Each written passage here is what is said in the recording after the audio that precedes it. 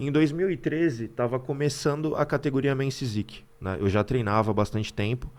E eu treinava na academia de um fisiculturista, que ele já competia há bastante tempo. E ele falou, cara, você tem um físico legal, você já pensou em competir? Só que eu nunca tive aquele ego, aquele objetivo de querer ficar gigante, sabe?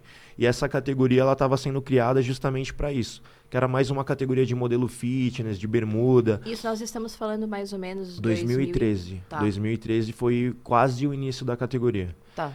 Aí eu falei, cara, sendo uma categoria assim, eu até teria vontade de experimentar, ver qual que é a dessa categoria, né? Competi a primeira vez e depois disso eu não parei mais. E rola muito isso, né?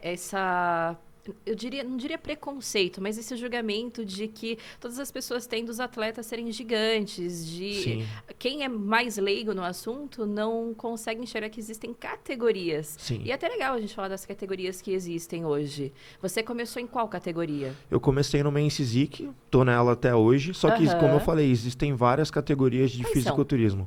No masculino, tem o Men's Physique, né? Tem a Classic Physique, que é Uhum. um shape acima, você tem mais muscularidade, mais volume. E o Bodybuilding, né? Tá. O bodybuilding profissional mesmo, que aí é os caras grandes.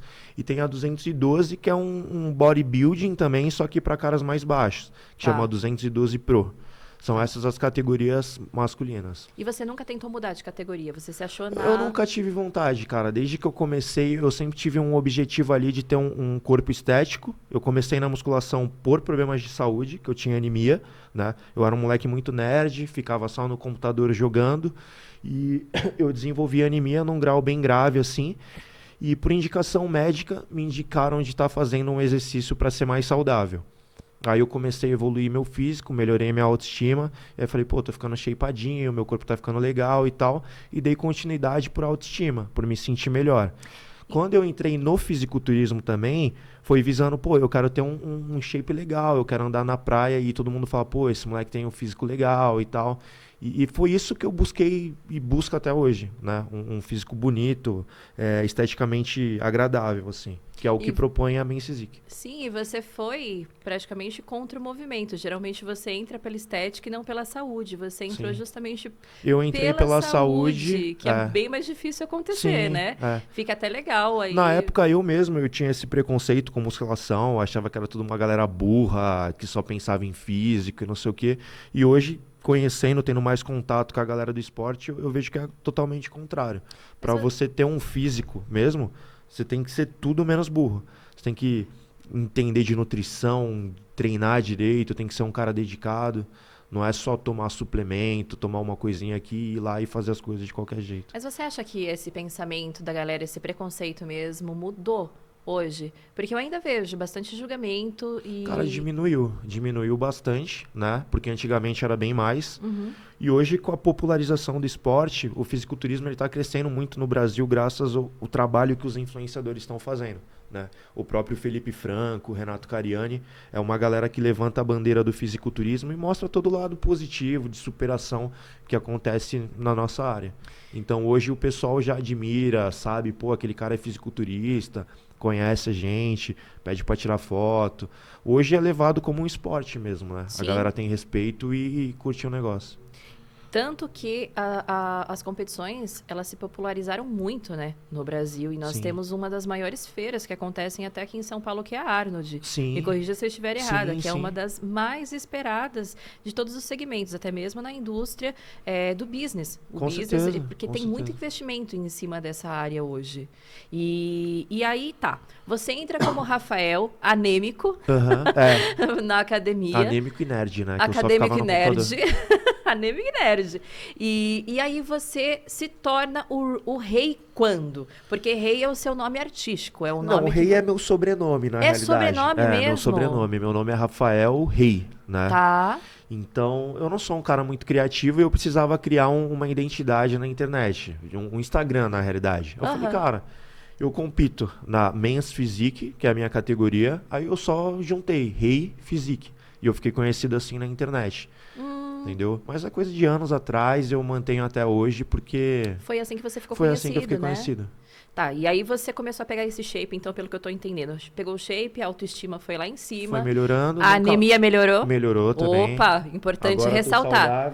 tô Tá saudável, tô saudável. mais saudável. E aí você começa a criar, então, esse conteúdo pra galera acompanhar a sua evolução e aí você entrou na competição ou a competição veio antes da internet? Como que funcionou isso? Na realidade, a internet ela veio depois do esporte. Tá. Primeiro, eu era uma pessoa normal que resolveu se testar no fisiculturismo, né? Porque eu queria evoluir. Eu falei, cara, acredito que se eu buscar um objetivo onde eu tenho, né, que me propor a chegar nesse objetivo aqui, que é o shape que eu quero, talvez eu consiga chegar com a ajuda do meu treinador e tudo. Então, eu me propus a isso. A partir do momento que eu dei continuidade, que eu competi uma vez, duas, três, e comecei a ter contato com outros atletas que transformaram o hobby de competir em retorno financeiro, eu falei, cara, eu quero isso pra mim também. Eu quero tentar competir e me tornar um atleta profissional. Foi aí que eu fui entendendo como que funciona o jogo, né? Como funciona o game. Hoje, para você ser hoje isso já está muito bem estabelecido, mas na época ainda era novidade para a maioria das pessoas. Que para você ser um atleta patrocinado, viver realmente do esporte, você tem que ser um atleta completo e ter uma rede social forte. E foi isso que eu fui conquistando na época, junto com os outros influenciadores que também começaram na época, né? Quanto tempo do seu primeiro passo da academia para pegar o shape e ir para a primeira competição? Nossa, eu comecei com 14 anos, né? Comecei a treinar com 14 anos quando eu tinha problema de saúde. E eu fui competir em 2013 só. Então, tipo, era coisa de 8, 9 anos treinando só para melhorar minha saúde, melhorar meu físico, até realmente decidir, né, por convite desse fisiculturista, de testar a categoria nova. É realmente uma construção, né? É uma construção, Que cara. vale muito ressaltar para a galera que não existe uma fórmula mágica. Você Não. não vai conseguir um shape aí Não. dos sonhos em 3 Não, meses, um a ano. única coisa que você não pode ser no fisiculturismo é imediatista. Você não vai construir um físico igual o do atleta profissional que você segue em 3 meses, em um ano. Demora. É consistência, é um negócio que leva tempo. E a genética conta muito? Ou você vai mais nessa linha de que a disciplina e o foco são muito importantes, mais do que a genética? Cara, a genética, ela te ajuda muito, né? Para você chegar até determinado ponto do fisiculturismo, você vai precisar ter uma genética boa, ou não importa o quanto você Isso é a minha opinião, tá? Não importa o quanto você se dedique, você não vai ultrapassar aquilo e não vai chegar num nível realmente competitivo, entendeu? Então, genética ali, ela é o alicerce de tudo. Uma boa genética, com esforço e trabalho duro, você consegue chegar lá. Se você não tiver a genética, você pode se dedicar, você pode ter o melhor investimento, você pode ter o melhor treinador, você não vai chegar além daquele ponto. Então, a genética ela é um pré-requerimento para você chegar em determinado nível do fisiculturismo. Agora, todo mundo consegue evoluir, ter um físico legal e melhorar a autoestima independente da genética. Uns vão ter que se esforçar mais, outros menos. Aí né? entra aquela questão do endomorfo e ectomorfo, Isso são os somatotipos, né? Isso daí é um negócio antigo, que já meio que caiu por terra assim também, que é o endomorfo, ectomorfo e mesomorfo.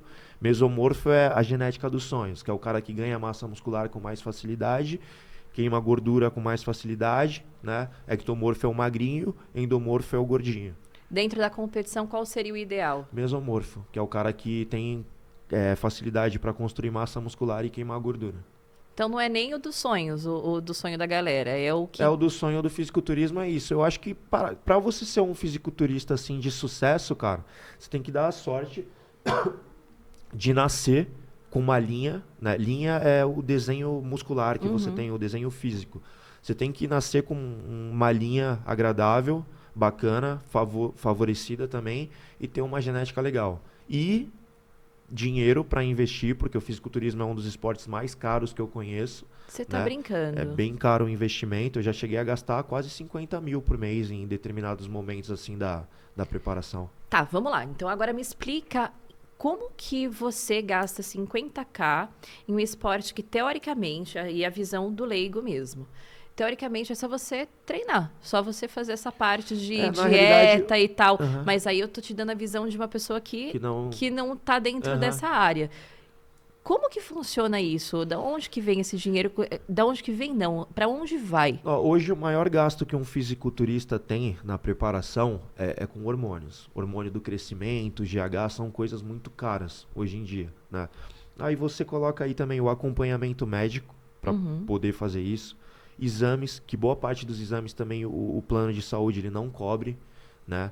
Tem pintura, roupas de competição. Pintura? Você tem que pintar seu corpo para subir no palco. Por isso que fica brilhando, Aquela laranja. cor lá, laranja, aquela cor meio amarelada assim, é de um bronze que a gente faz a jato na hora. É o bronze a jato? É um bronze a jato. Você tá brincando na hora? É na hora, você faz na hora. Dia antes, no máximo. Então, como são os bastidores dessas competições? É todo mundo se bronzeando Todo mundo ali nos bastidores? separa por sexo, né? Tem competições que não separa, né? Acontece às vezes umas coisas bizarras, por exemplo, eu fui competir em Portugal, aí eu vi um monte de mulher pelada no backstage ali comigo se pintando, eu levei um puta susto na época que eu vi. É verdade, levei um susto. E aí? Então, aí o pessoal fica se pintando lá no backstage, né? Como a minha categoria é de bermuda, eu pinto de sunga. Então eu não fico pelado. Mas eu já vi caras pelados ali no backstage pintando, ou com uma meia, ou sem nada, no caso das mulheres. Mas aí realmente precisa ter uma separação ali de Então, em gêneros, algumas competições né? que eu fui internacionais, não tinha essa separação. Tava mulher e homem, todo mundo misturado ali, mas no Brasil geralmente eles separam. E não tem umas regras, algumas coisas que você pode ou não pode fazer, que aí até colocam a atleta, no caso mulher, homem, num resguardo, né? Não existe isso? Não sei se existe, mas aqui no Brasil sempre foi separado por sexo. O homem pintava de um canto, mulher do outro, entendeu? Gente, Era mais e o que tranquilo. mais que tem nos bastidores da competição, além do ali bronze? você segue seu planejamento, você fez a pintura, a ideia é você relaxar, se alimentar de tempos em tempos para encher seu corpo de glicogênio e ir preparando seu físico para apresentar. Pouco tempo depois, antes de subir no palco, você faz um aquecimento ali para dar o pump no músculo, né? Que a gente fala quando fica mais inchadinho. E sobe no palco competir. Agora, Rei, me conta uma coisa. Eu já ouvi histórias, aí também o povo fala, né? Mas falam que tem pessoas que param de tomar o líquido uns 3 dias antes, que muda completamente a rotina, a dieta, uns dias antes da competição. Isso é real? Você já conhece uma história que foi tipo, muito além, assim? Sim. Como eu tô no esporte desde 2013, cara, eu já vi fazerem muita besteira, né? Desde que eu comecei a competir, eu já vi vários absurdos assim. Hoje não se usa mais parar de beber água dias antes da competição. Mas existia isso? Existia. Eu conheci gente que fazia dieta líquida no mês da competição. Eu já vi gente que zerava carboidrato, só comia proteína 3, 4 meses antes da competição.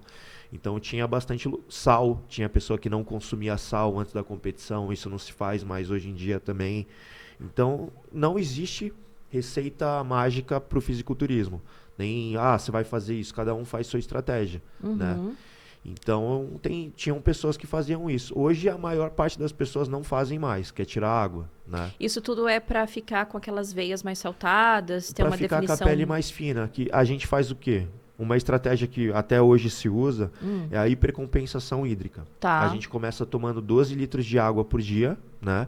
Vai diminuindo diariamente, até chegar no dia da competição, zerou e não bebe água. No dia da competição. Mas tinham pessoas que faziam isso 2 dias antes, 3 dias antes, e é perigoso, porque faz mal pro rim, né? Quantos dias antes você começava a tomar 12 litros de água? Geralmente 10 dias antes. É muito difícil. É muita água.